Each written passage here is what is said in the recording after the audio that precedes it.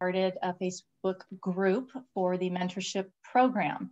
And it's grown. It's been very successful to date. And that's because of all of you engaging. And it's absolutely because of the fantastic folks like Ms. Christin Webb, who are sharing their knowledge with all of us and leading conversations with us so we can continue in this COVID season to stay connected and to keep learning and to build our resources, especially virtually. So we really appreciate the time that everyone is committing to this, because it makes for a much better session. Just a real quick update for those of you who have applied to be a mentor or a mentee. We are actively reviewing applications. So excited about how many people signed up for the program. And we're going to be sharing the first group of 25 teams next week, and then launching that first series of partnerships effective February 1st. And then we'll be going into round 2 at some point thereafter. So really appreciate those of you who took the time. If you didn't get a chance, don't worry. More opportunities to sign up are going to be coming in the future. So we're really excited that Christin was willing to share her experience and knowledge when it comes to change management. This is our first event of 2021, so we're excited about a great year. That's what we're all going to be pulling for, is a really great year together. And you can help us make it great by contacting Keith Glass or myself, or really anybody on our committee, to say, hey, I would like to present on pretty much any topic that you feel connects to mentoring this profession. So without further ado, 3 housekeeping items. 1, we're recording, so please be aware of that. 2, we are going to be having you engage on the chat box, so I will be in there. And 3, if you will make sure you mute yourself and then unmute when you want to engage. And please, please, please engage. That always makes for a much greater opportunity for us to all learn when others chime in. So without further ado, I am going to allow Christin to introduce herself. And again, Christin, thank you so much for agreeing to do this. So off to you. So grateful. Thank you again for inviting me. And I'm looking forward to sharing with each of you today. As mentioned, my name is Christin Webb. I am the Administrator of Purchasing with Shelby County Government here in Memphis, Tennessee. And again, it is an absolute honor to be able to join you. I'm going to share my screen as we talk about a topic today that is very important to us, whether we acknowledge it or whether we're cognitive of it. It is very important that we make sure we try to tackle and master it as best as possible, specifically when we talk about being in government. That topic is change management. So the presentation topic today is changing landscapes, key strategies to change management. And what I hope to do today is share some really high level but critical points for you to make sure that you pay attention to as you are creating change in your respective spaces. I would like to say, as we talk about mentoring and being in spaces that we're always trying to grow, know that change is going to happen. And so if you can master that, it is going to be very key, and success is for sure going to be present. So a few takeaways that I hope that you get today from listening is going to be what change management is and its history. And so I won't bore us to death going too depth in the history of change management, although I find it very exciting. But we'll talk about that a little bit, just so you can have an understanding of where we have come through change management. We also hope to share with you why change management is important to key personnel in government procurement. We'll look at those key focuses to achieve effective change management, and then we'll look at some real life application of change management through a case study that I'll discuss throughout the presentation. So first poll, as mentioned, I definitely would like to have some engagement. I don't want this to be just you listening to me, but I want to hear from you as well, because I came here to learn with you. Even though I'm sharing, I definitely want to make sure I take home some enhanced knowledge of change management. So first question is, what is change management to you? And I want extremely honest answers, transparent. It doesn't matter how you feel about it. It is your perspective. So is it the art of frustrating teams and organizations, or B, do you consider it to be the discipline of preparing, equipping, and supporting individuals, organizations, and resources to successfully adapt? Or do you think it's somewhere in between? And we'll take just a few seconds to garner some responses.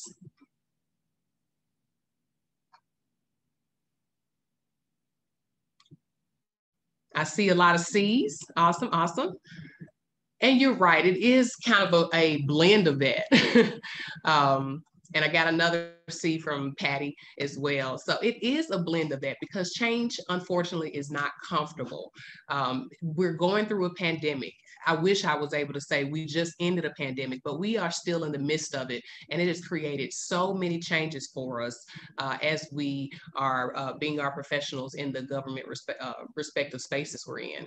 So it can be frustrating because it's constant. And just when we think we're getting settled, here is something that we may need to pay attention to.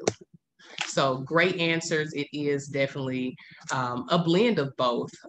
But here, what change management is by definition: the discipline that guides how we prepare, equip, and support individuals and other resources to successfully adopt change in order to drive organizational success and outcomes. And that was a mouthful, but definitely change management is that.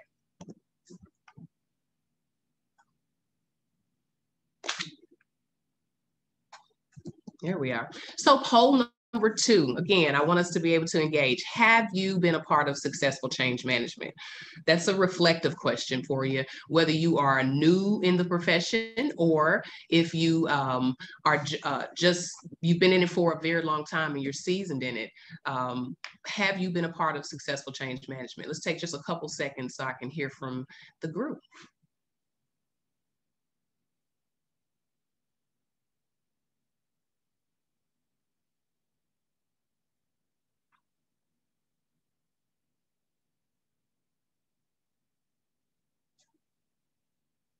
Awesome, awesome. I've got yeses, I've got an unsure, but I don't have any no's, and that's awesome. I like that we don't have any no's, and we've got some yeses.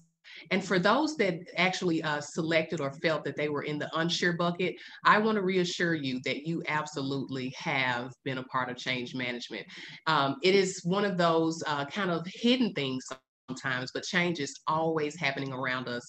And as we go through the presentation, I hope that you'll be able to identify those times where, hey, yes, actually, I did have been a part of change management.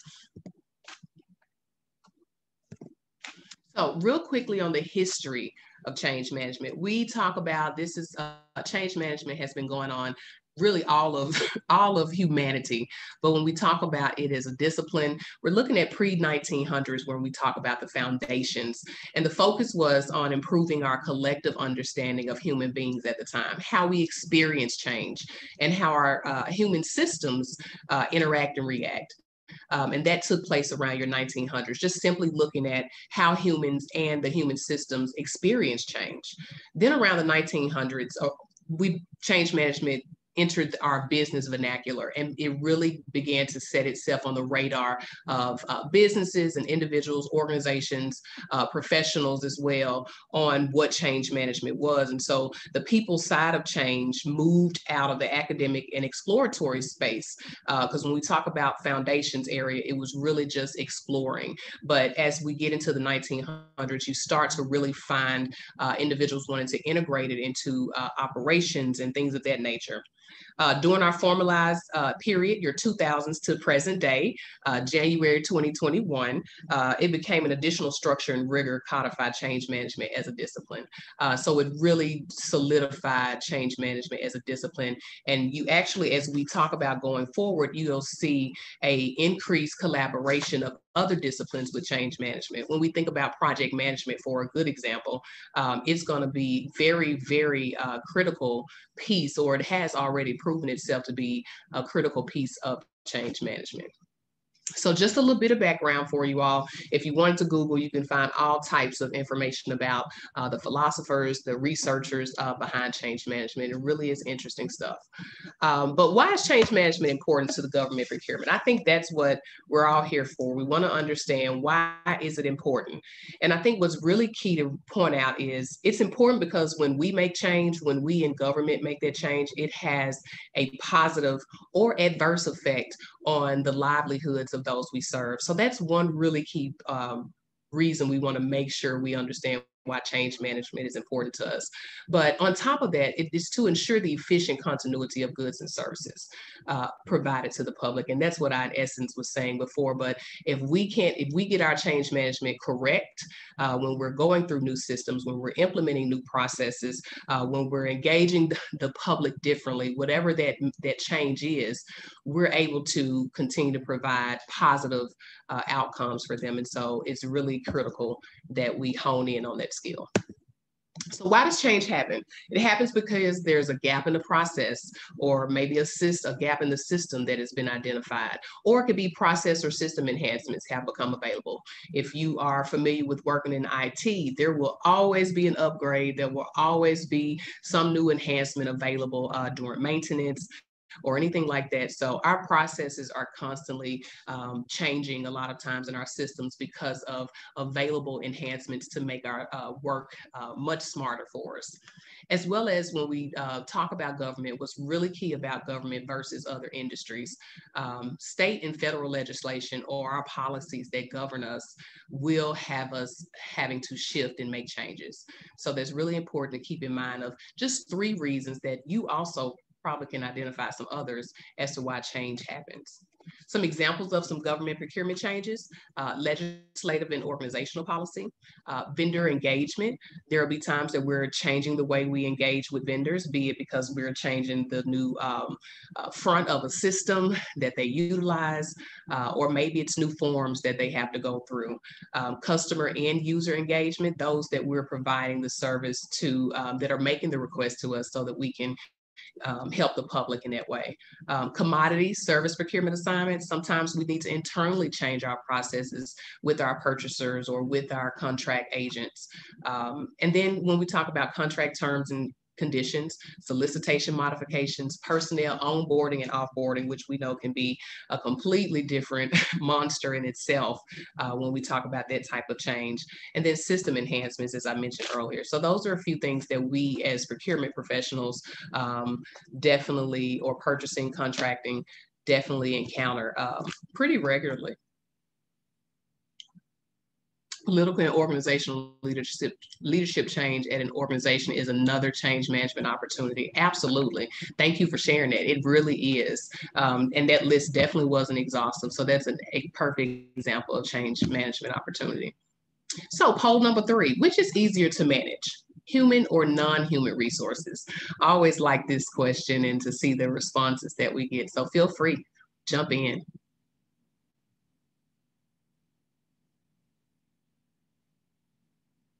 I love it. I love it. We have a lot of B's in response. Which is easier to manage? B. I have had an A before. I want to be clear. I've had an A in one of these presentations before where people feel like it's easier to manage humans. But I am in agreement with you. It is much easier to be able to navigate and manage and work with non-human. There is less opinion involved, but with and emotions and behaviors, all of those. So definitely non-human can be easier. Surprised I didn't get an A this time. All right, so there are 2 primary components when we talk about human and non-human. When we get into change management, that's really what you're working with at really high levels. You're looking at your humans, your people, your stakeholders, your customers, all of those individuals, your users, your procurement team, your governing bodies, which is really important. And then on your non-human side, you have the integration of your systems, your policy, and your processes, and they're all having to touch base and have some type of engagement throughout the change management process. And so that's something to really keep in mind, that it's almost a balancing act to make sure that you're able to address every component head first. So I wanted to be able to talk to a case study, and I wanted to use the example of my entity when we first had COVID hit. COVID-19 started last year for us, and when I say started for us, we really started to feel the brunt of what was happening with it. And all organizations had to change, whether they wanted to or not. This pandemic created the need for change. And so in our organization, we identified that we needed to enhance or create a business continuity plan. And from that, I just wanted to show, and as I talk through the presentation, you'll hear me give some instances of things that are connected to this process. But we had to engage people, policy, systems, and processes. As I mentioned earlier, I just wanted to show this is an example of where everything had to be touched in order to put together a great business continuity plan so that we could continue to operate during the pandemic, which is what we're all doing today. Even in between, once we get off this call, we'll be probably going back to making sure the operations are going. So in people, we talked about adaptation. With policy, we'll look at local, state, and federal compliance. And then with systems, acquisition, updates, and process, new and realigning processes. So poll number 4, I know you didn't maybe think you had to do all this question answering, but poll number 4, who can drive change management? Is it the management or governing body? Is it our councils, our commissions? Is it executive leadership only, non-management team members, or is it none of the above, or all of the above?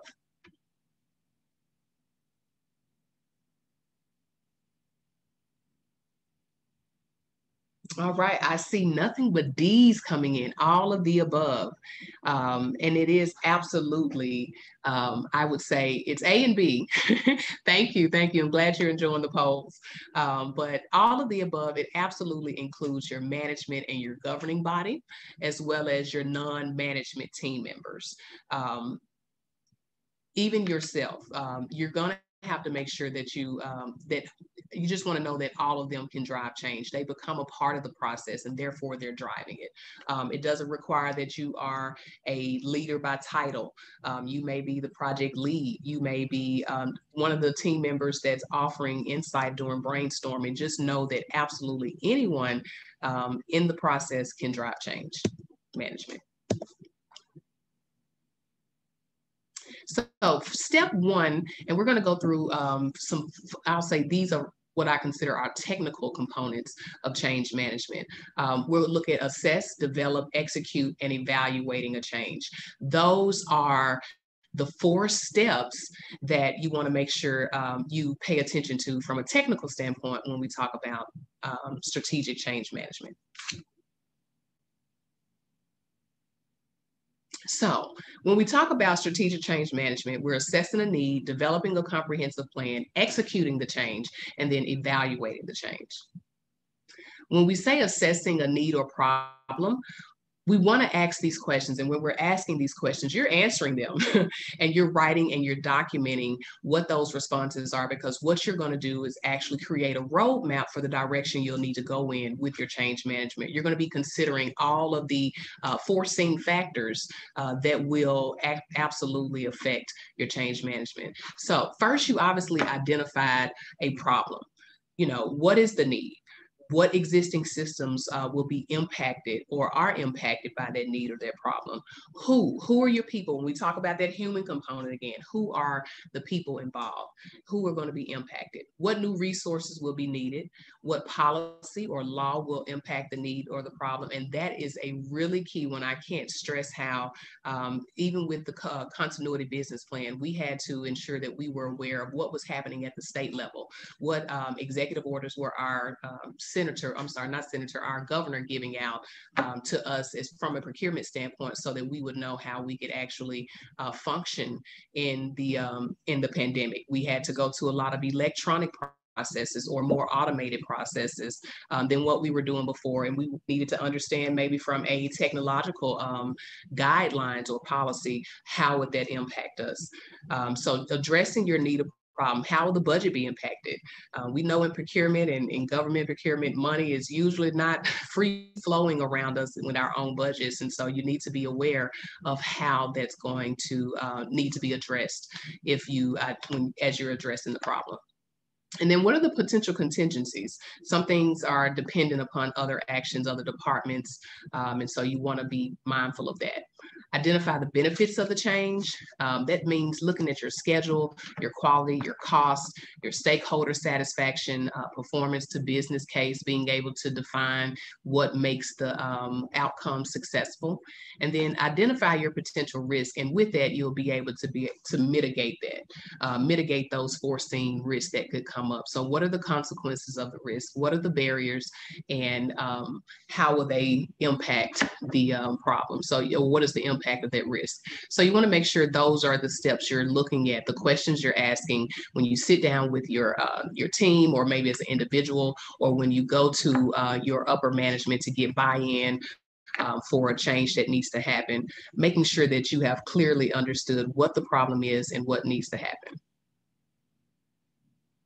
Then we look at developing a comprehensive plan. And when I talked about a roadmap, you being able to answer those questions of how the identified problem, what are all of the factors, that'll help you begin to develop your comprehensive plan. And you'll do that by first creating a vision, a clear vision, and a scope of the plan.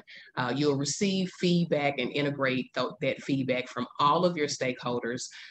It doesn't matter where they are in the process. You've already identified who they are. So make sure that you're getting feedback from them where appropriate. There is an art sometimes to gaining feedback, but make sure you engage your stakeholders. The more you do that, the more feedback you get, that creates more chance for success from making the change. For us, it was making sure I engaged my team to see historically what we have been doing, what they perceive could happen throughout the pandemic as far as meeting our customer needs. And so I wanted to make sure I engaged my team. I also engaged some of my customers so I can understand what their needs would be as well. Use information from the assessment phase to define steps and actions of the plan, obtain appropriate levels of buy-in, define ownership. People, whether they know it or not, they love to be a part of processes. They love to know that they're going to have and add value to an outcome, even if they aren't necessarily on board at the beginning. But for those who are on board or aren't, it is really good to, with those stakeholders, identify where they can own parts of the process. Be consistent in the planning approach, meaning set your deadlines for when you want things to be done and adhere to that. And make sure that you have some accountability around you to help you adhere to that as well. Set realistic timelines and milestones. Identify existing blueprints so you don't have to necessarily recreate the plan. There may be something already out there. One thing I did do during this COVID-19 business continuity creation was to reach out to other NIGP members, folks that I knew in other counties around myself or in the state, to see if they had some existing plan. So I didn't necessarily have to completely start from scratch when building out the business continuity plan. And you'll do the same thing when you talk about change management for systems, for processes, whatever it is. Identify existing, benchmark your plans, and then define evaluation methods of success measurements. And as I've said, document. And then I'll also step back and say the evaluation and being able to determine if you actually were successful in that change is really key. A lot of times we get to the end of a project or a change and we don't go back and really look and document that the different parts that happened and to see if we were successful, because that helps. And when you do it, it helps you to be able to better plan and apply those same tactics when you work on a new change in the future. You next want to execute the change, meaning you want to take that take the comprehensive plan that you created and you want to execute it. I've got to check. Will you be sending out a PowerPoint? Absolutely, Cindy, I will. And thank you for asking. And please ask any questions. I'll make sure I'm catching them. So yes, you want to make sure that you're executing the change. And executing the change is taking that plan that is very fine-tuned because you followed all of those steps that were before, and you are actually doing the work. You're putting it into action. And it's important that you stick to the plan, revisit it, because you don't want to create a plan. I've got a piece of paper here. I created a plan, I put it to the side, and I never look back at it. That's not going to help to be able to remain successful. So make sure you have maybe timelines, checklists, things that you do where you're constantly revisiting where you are in the process of execution. And then make appropriate changes when necessary. We are not perfect. We are not psychic. And so we want to make sure that for those things that arise during the process of execution, we make changes when necessary, and that if we can be proactive as opposed to letting the issue or something that we see disconnected go on for very long, we go ahead and take care of it. And so being flexible in that way during the period of execution. And lastly, as I mentioned earlier, evaluating the change. Evaluate the success of the change. And you do that by, again, looking at your schedule, your quality, your cost, your stakeholder satisfaction, and performance to business case. Update your comprehensive plan as needed. Even though you're in the evaluation, you're done, make sure you go back and update it over the time of while you're in full implementation. There may be some things that you want to be able to capture later, especially if the changes occurred during the execution. And then report outcomes to the stakeholders. You got their feedback at the very beginning of the process when you were making that change. For us, once the business continuity plan was completed, I made sure I took it back to my director, as well as some of the the upper C-suites, and just shared with them what the continuity plan looked like. And I've actually, since then, in the evaluation, I've actually done an evaluation of 6 months out, and I probably should add that on there, but it's good to just see where you are again, maybe months later, to see if there are any tweaks that need to happen. All right, so I consider all those first 4 steps, assessing, developing, executing, and evaluating, to be the more technical pieces. Here's where we start looking at I consider them to be soft skills when we talk about change management. And a lot of people tend to not focus on it because, again, it's one of those underlying things. It's more of an emotion sometimes and not necessarily a piece of hardware sitting in your face. But we'll go through these next ones, and I hope you can appreciate how they impact the change that happens. So as you're doing change management, you're communicating clearly and transparently. And these are a few tips on how to do that. You create a communication plan for every step of the process. You clearly share it in a comprehensive way, but still you want to make sure it's simple messaging. You don't want your messaging, whether it's written or verbal, to be too overwhelming to digest and really break down and understand. And the more simple the message as you're communicating, you're sure to be able to, you're able to better ensure that people are really understanding what you are what the intent of your message is. Be transparent and forthcoming. Communicate with accurate, less opinionated information. Consistently and proactively communicate. Don't wait till a lot of people bombard you with questions, or if questions are brought to you as part of being in the change management process, make sure that you are being responsive. So consistently and proactively communicate. When possible, communicate in writing. Writing is another great way to make sure that you are documenting and that you have something to revisit as well as learn from. Refrain from communicating negative thoughts and opinions. It doesn't help the process at all, especially when we mention those who may be project lead of a change. You want to make sure that those thoughts that you may have, because we're going to have doubtful moments where maybe we don't think we're going to hit a timeline, or even when I consider working the continuity plan, I mean, it wasn't an enjoyable process. Strictly because I realized I was writing about this pandemic and how we needed to shift because of it. And the pandemic is uncomfortable. But as I worked with my team and my other stakeholders, I made sure I spoke and communicated in a way that created optimism and hope. And then be willing to listen. You will see that last word many more times on the rest of this presentation, because listening is very key when we talk about communication. And I even early on spoke to when you're getting feedback. So just another example of why listening and getting information from others is going to be helpful. Be empathetic, create a safe place and listen.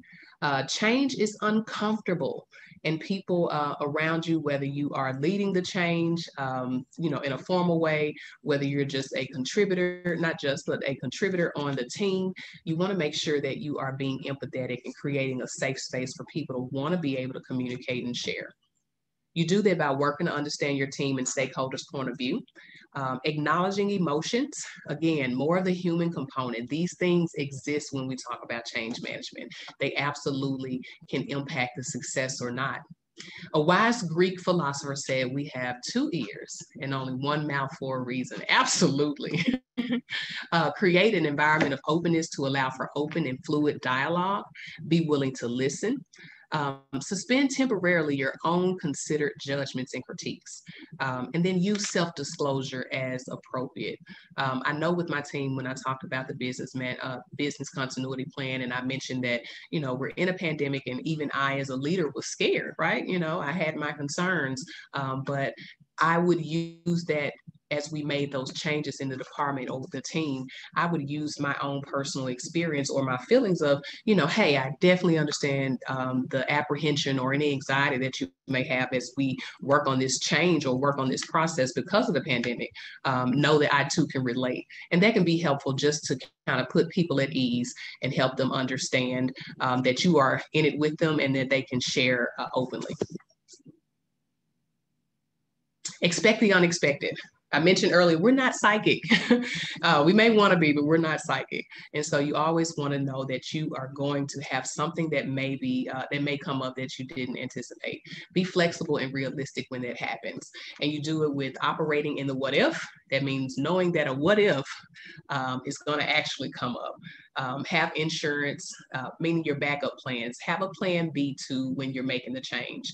Our continuity plan did create, for instance, we had to make more automated forms. Well, we made it accessible via our website, but we also made sure that we sent individual copies to our requesters. And that way, if the system crashed or something happened or people weren't able to access it, they would have it in their own personal storage.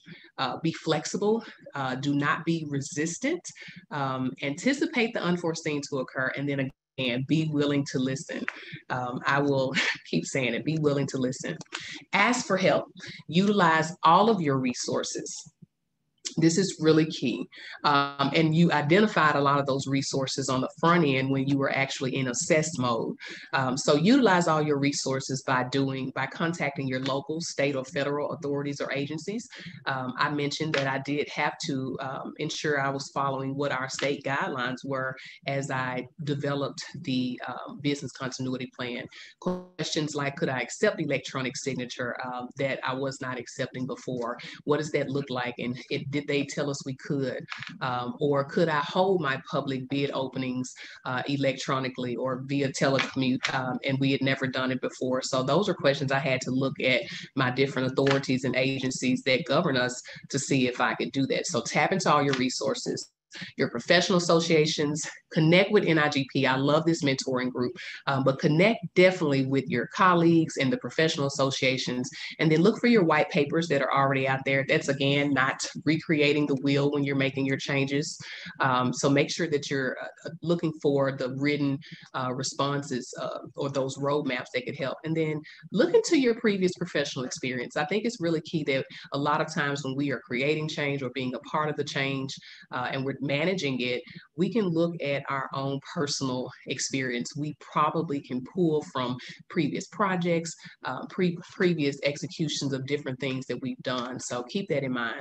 And then there are some other resources as well that you can utilize. And that leads me into poll number 5. What additional resources can you offer to us that you found to help with change management?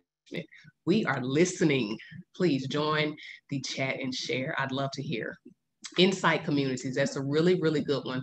I'm a fan of Insight. I love to go on there and get feedback from such a wide and diverse group of professionals that do what I do every day. So I love the Insight communities. Great one, great one. Anybody else have any other suggestions?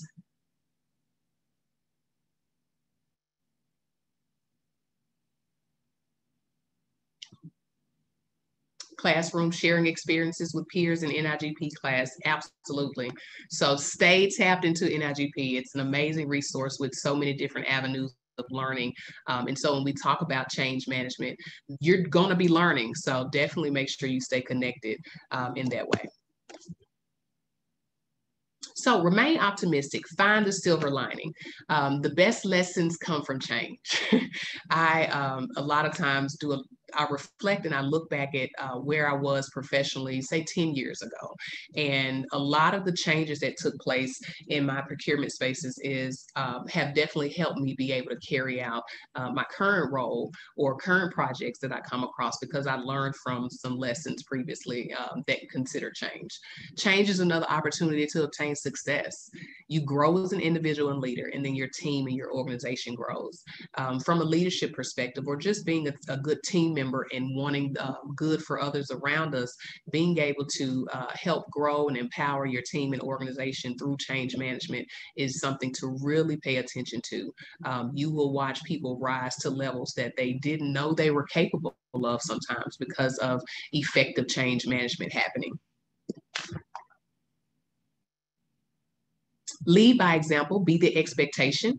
So be the example, show stakeholders the standard of operations. If there's a new system that is out and you are working with customers or your end users, make sure that you show how to properly engage with those systems, not manipulate the systems or anything like that. And so usually when you're operating in the standard, your stakeholders will follow suit. And then lead change with integrity, commitment, and hard work. And I don't really know how to I don't want to go too deep into that one. So I'll just repeat it. Lead the change with integrity, commitment, and hard work. Again, those are the human pieces that we so often may not give as much thought to, but our integrity, our commitment in changing processes and systems and people's ideas and attitudes and perspectives definitely require those things. Create success. Acknowledge your successes, big or small. When you get to those milestones that you identified or created in your comprehensive plan, make sure that you take a moment and just appreciate the success that has happened. With my team, it was constant, thank you team, you're doing an awesome job. Or as we were developing the project, making sure that I acknowledged their input. Just a blast out to the team or those who were in the email from a particular committee, making sure that everyone understood how they played a role, making sure that you say thank you. Again, human components to change management. And so all of these concepts that I've gone through, they absolutely work together. One not being as strong as another could cripple the success of your change management, or maybe just not have it come out exactly the way you anticipated it. Oh, get early wins. Try to quick and early win to demonstrate success. Absolutely, to demonstrate success. Pilot projects are a good way to start small and show how the change can be successful. And that is really, really great. That was one of the comments in the chat. So absolutely, it's almost like eating an elephant. If you do your successes in small pieces, you absolutely can appreciate the larger outcome in a different way. So we have assessed, developed, executed, and evaluated. We talked about communication, being empathetic, expecting the unexpected, asking for help, remaining optimistic, leading by example, and creating success. And all of these together work to create effective change management and create success. And if I want to give an update on the business continuity plan, I was just telling my team that we have done a really amazing job in being able to continue with the goods and services being identified for our county. And we did that because we took the time to actually dig in and create a business continuity plan, which changed our operations in very good ways. So I wanted to share that with you all today. I love change management. So just recapping a few takeaways, we talked about what change management is and its history, why it's important to keep personnel and government procurement focusing to achieve effective change management, the key focuses for that. And then we looked at the business continuity case study that I shared with you all. So with that, I am going to stop. I think I did pretty good time. We're at 10:41. Did we have any questions or comments? Definitely open. Christin, it's Marquita. I just wanted to ask you, in your career, was there a particular experience either you had directly or perhaps that you observed from someone else where was not necessarily the most stellar experience in change management, and upon reflecting, you or your observation was, how could it have gone better? Absolutely. And this wasn't in my current role, but in a previous role, I was a part of being a SME, or subject matter expert, for the rollout of Oracle. For enterprise wide. And I think one of the key pieces, looking back on that project, that could have shrunk it from a rollout of maybe, I think, 6 years, that should have been 3 years, is communication. I think the communication piece was really important in making sure we were clearly communicating expectations. And then a few other things about that project I would say would be making sure that we took the time to look at all of the possible steps that were going to be needed. There may have been a few steps that were not considered when we talk about resources and things of that nature. And so I think that was something that, definitely looking back, had that been paid more attention to, it would have potentially created more success for the project, because it did roll out, it did execute, and I understand that it's operating perfectly. So I definitely think that just could have shortened the time in having to rectify. Awesome, thank you. And you have a question from Richard in the chat. Okay. I once heard these described as central questions being asked by those facing change. WIIFM, am I able? Do I trust you? As a team member or organizational leader, you have to address those concerns. Absolutely. And I think when you put together things such as talking about those your communication strategy, I definitely think it can address some of those questions. Do I trust you? So very, very good questions. Am I able? Being able to get the buy-in and help team members understand their roles absolutely lend to being able to answer those questions well on the front end. Yep. Getting them to buy in. How do they bring and add value? Absolutely. And I think that's a great point, Richard. Interested in your experiences too, helping people understand what's in it for me. Sometimes when we go through change, people really go through because they're being told they're going through change, and then they feel like they don't have any control or ownership. So they're just kind of going to go through it, but they're not going to be particularly helpful. And in some cases, I'm sure people on this call have experienced that they've done things that disrupt and are contrary to the goal of the change. So those can be difficult too. Absolutely. Steve asks a question. He says the slide on the purpose of change being to ensure continuity of service provided to the public is excellent. Can you provide examples of how you fix failures in this area through effective change management? I'll use one one of the projects that happened early on when I came on at Shelby County government.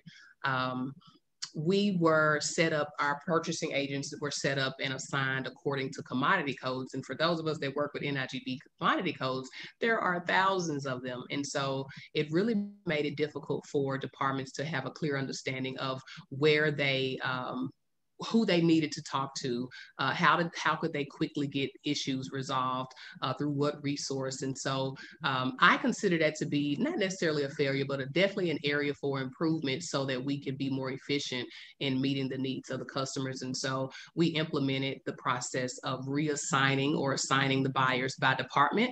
And some people may say that's kind of a very elementary change to make, but it could really impact the team. Many of them have been working in that original structure for over 20, 30 years even. And so being able to help them adjust and know that the change was going to be successful. So helping them again get that buy-in, helping them to understand how they would add value, as well as how the change was going to overall impact the success of the organization.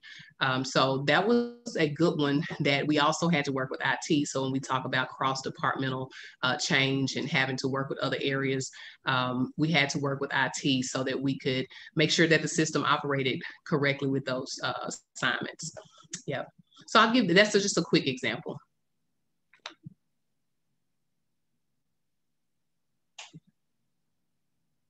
All right. Let me see. They're the most valuable resource of any shop. the procurement officers. I always find that early buy-in from staff is key. Absolutely. I've too often seen change management attempted in the absence of consulting procurement officers. Very, very important. I get that example. Absolutely. They're the most valuable resource of any shop and often have more of a pulse on the day-to-day gaps than the leadership does. It's really hard to own and execute an idea you didn't have a chance to participate. And I absolutely can appreciate that thought, Danny. Thank you for sharing that. It is very key to include everyone.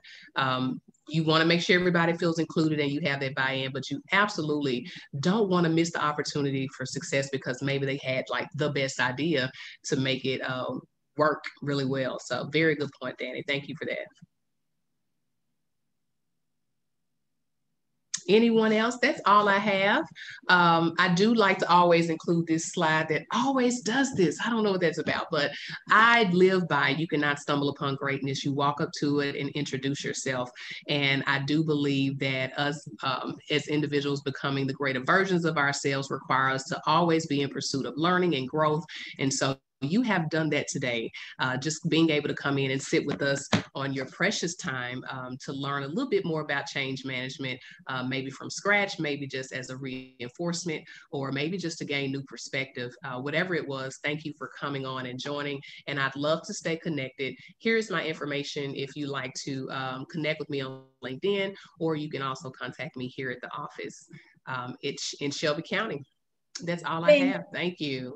Thank you so much, Christin, for presenting, and thank you everybody for being on and for participating. We are going to have more sessions coming in the mentorship group, so be on the lookout for those either on the Facebook group, NIGP Mentorship, or through NIGP announcements. And again, just like Christin, we know you guys have great topics that you are a subject matter expert in, or maybe that you'd like to try putting together a presentation, or maybe you have a prepared presentation that you'd be willing to share. We would really appreciate hearing from you. And again, you can reach out to our chair of the committee, Keith Glatz, or myself, or anyone on our committee, or just post on Facebook and message us that you'd like to share. And we hope you have a fantastic day. Christin, thanks again. And we appreciate all of you for being part of this group. Take care. Thank you. You all have a good one.